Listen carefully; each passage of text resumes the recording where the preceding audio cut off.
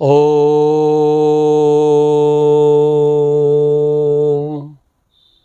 विश्वानि देव सवितरदुरितानि परासुव यद्भद्रं तन्न आसुव।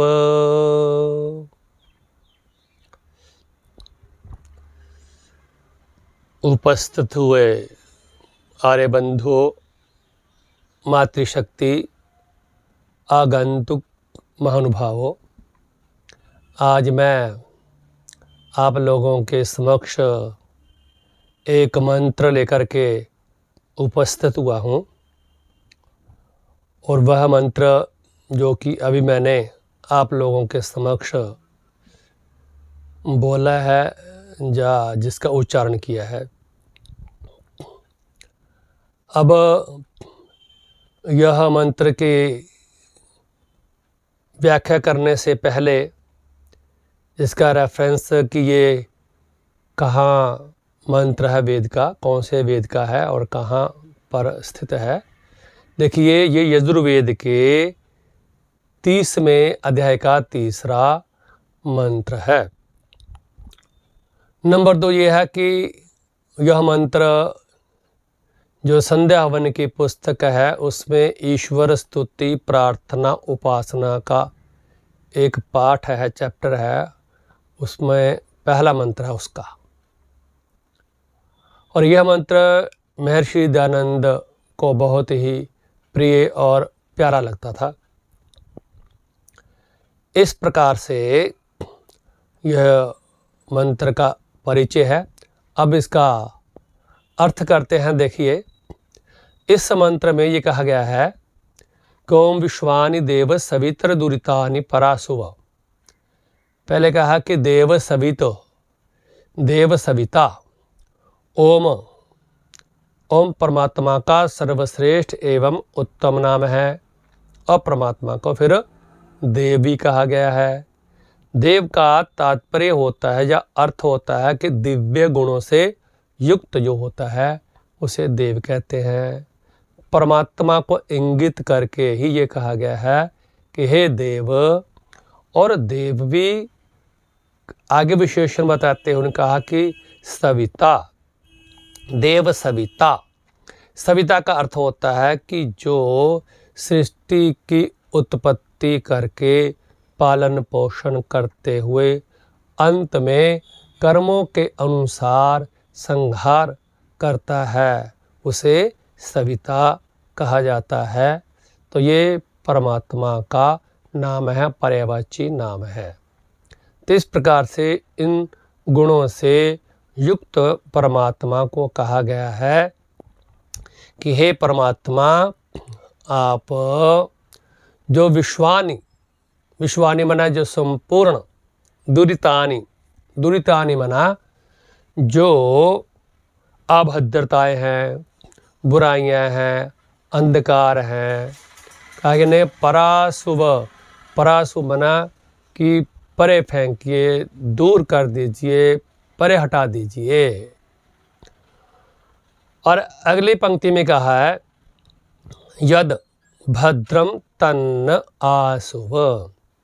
यद मना जो, भद्र मना कल्याणकारी, उत्थान करने वाले, भला करने वाले, जहाँ प्रकाश से युक्त है, क्या कि उन गुणों को हमें प्राप्त कराइए। तन आसुव, हमें, ना मना हमें, आसुव मना प्राप्त कराइए। तो इस प्रकार से इस मंत्र का अर्थ हुआ। अब देखिए कि इस मंत्र में 2 बातें कही गई हैं। पहली बात तो ये कही गई है कि हे परमात्मा, आप हमारे अंदर जितने भी दुर्गुण हैं, दुर्व्यसन हैं, उनको दूर कर दीजिए। और दूसरी बात ये कही गई है कि जो शुभ गुण कर्म स्वभाव पदार्थ है वह सब हमें प्राप्त कराइए। देखिए कि प्राय करके हम देखते हैं कि हर एक व्यक्ति की ये प्रवृत्ति होती है एक अच्छी चीज़ एक बुरी चीज़, तो व्यक्ति अच्छी चीज़ को पहले प्राप्त करता है, बुरी को बाद में। परंतु यहाँ हम देखते हैं कि मंत्र का क्रम जो है, पहले परमात्मा से यह प्रार्थना की गई है कि हे प्रभु, आप हमारे अंदर बुराइयां, दुर्गुण, दुर्व्यसन को दूर कर दीजिए। फिर कहा गया कि जितनी भी अच्छाइयाँ हैं, भद्रताएं हैं, कल्याणकारी गुण, कर्म, स्वभाव है, वह हमें प्राप्त कराइए। तो ऐसा क्यों प्रश्न ये उत्पन्न हो जाता है कि पहले अच्छाइयों को प्राप्त करने के लिए क्यों नहीं कहा गया और फिर बुराइयों को बाहर निकालने के लिए?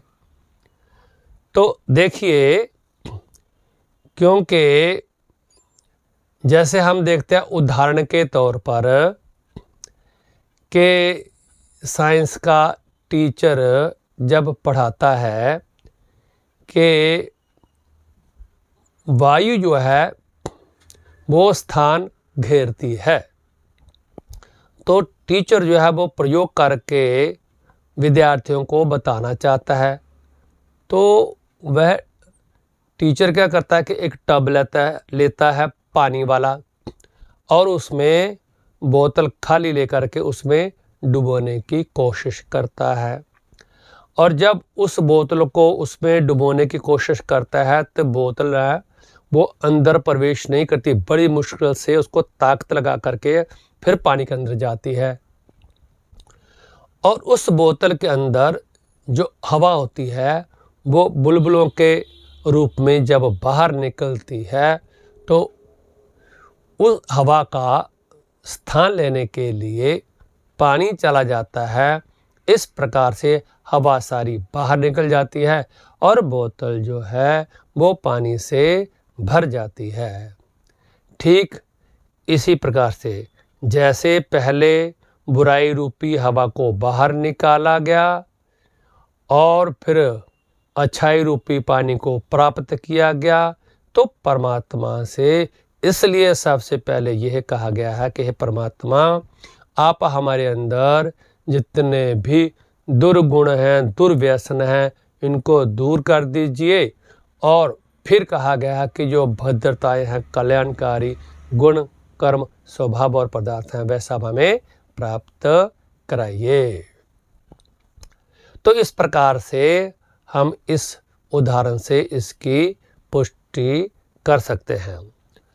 और भी इसके बहुत सारे उदाहरण हैं, जैसे कि आप, हम या फिर माताएं, बहनें क्या करती हैं, वे कपड़े धोती हैं, हम कपड़े धोते हैं। तो उसका तरीका क्या होता है कि पहले एक बाल्टी में पानी लेते हैं, फिर सर्फ डाल देते हैं और पानी के अंदर सर्फ होता है, फिर उसमें कपड़े डाल देते हैं।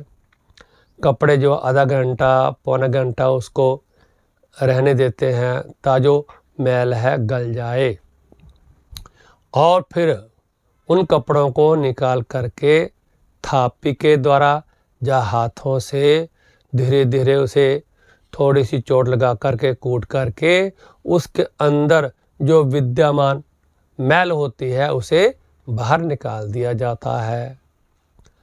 और मैल जब बाहर निकल जाती है तो फिर क्या करते हैं कि यदि हमने उस कपड़े के अंदर या तो नील देना होता है या फिर रंग डालना होता है, तो फिर वैसा ही करते हैं, तद्वत करते हैं।